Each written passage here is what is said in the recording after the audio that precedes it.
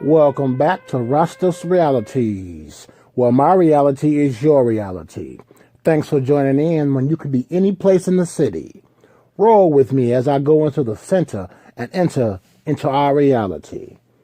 Like, share, and subscribe if you enjoy the content. The topic of social distancing isn't new by any means.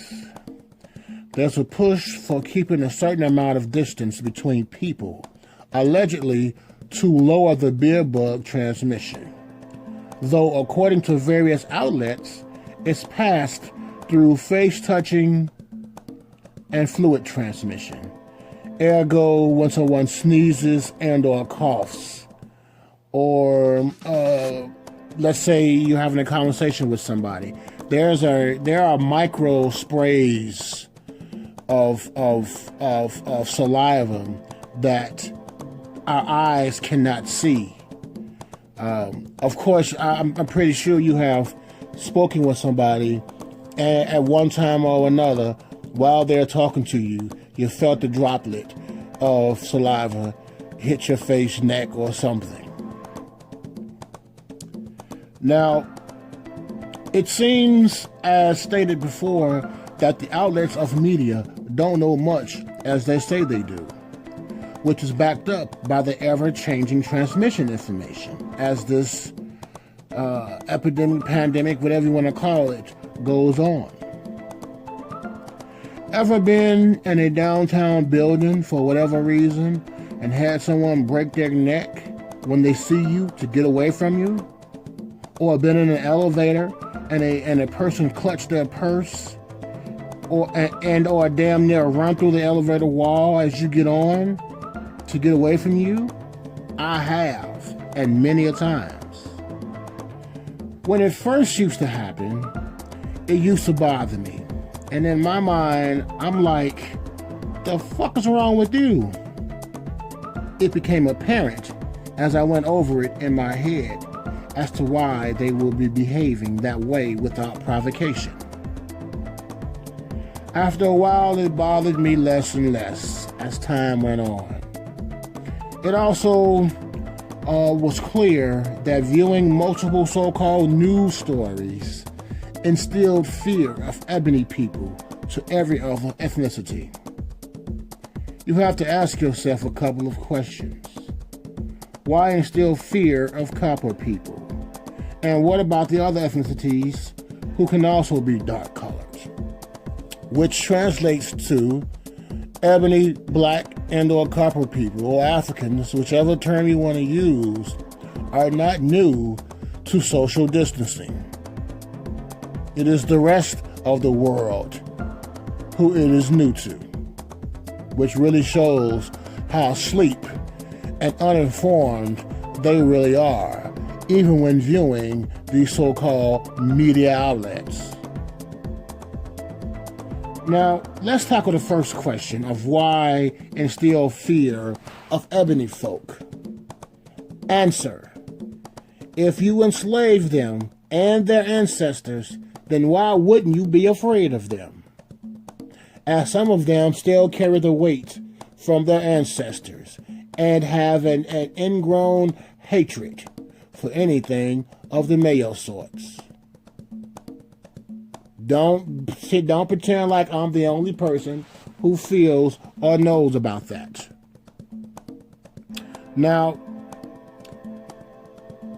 an uprising of those who would rather die than be enslaved would be on the minds of the colonizer or the ancestors of the colonizer. It's clearly a no-brainer as to why news and media outlets would fearmonger through the news and the movie and the music media. Even though every ethnicity creates crime, ours are always highlighted. And usually when you have someone or some entities highlighting only the bad parts of a certain group, chances are they're attempting to use a method of deflection as to not address their bad side or address real issues, real tangible issues, such as reparations. Check out my video pretty soon regarding reparations, but I digress. Now, let's tackle the second question. What about other ethnicities whom can be dark as well? Well, that's another easy one. I have witnessed those who are as dark as far as Asians, Chinese, Arabs, or Persians get treated the same, if not worse, than you or I. Worse because where they are from, they do not have such liberties as us here in America. Thus, the treatment of their own folk is tragically apparent.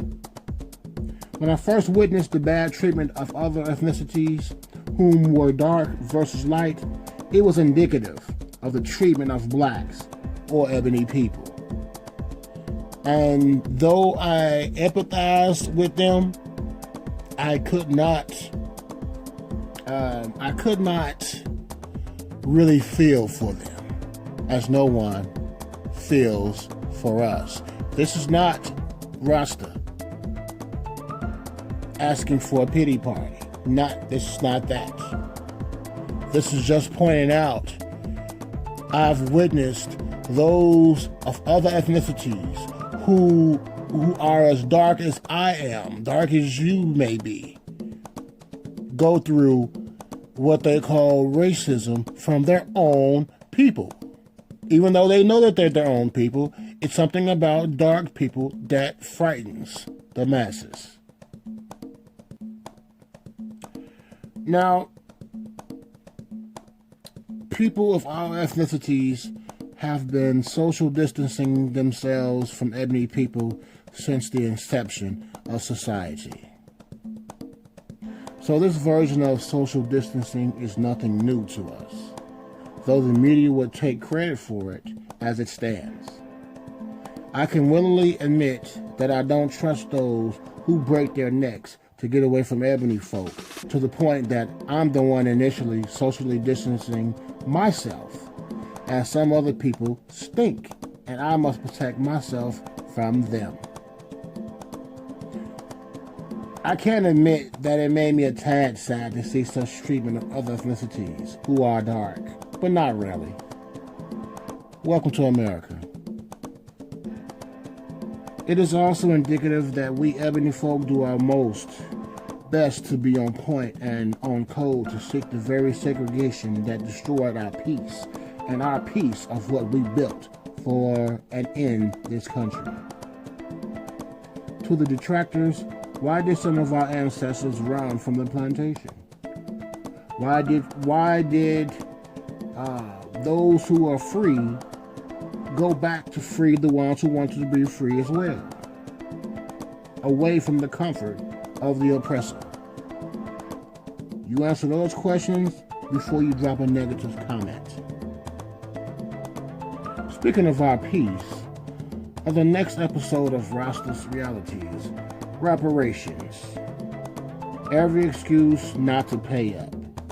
Yet $2 trillion signed recently into the bills to pay others.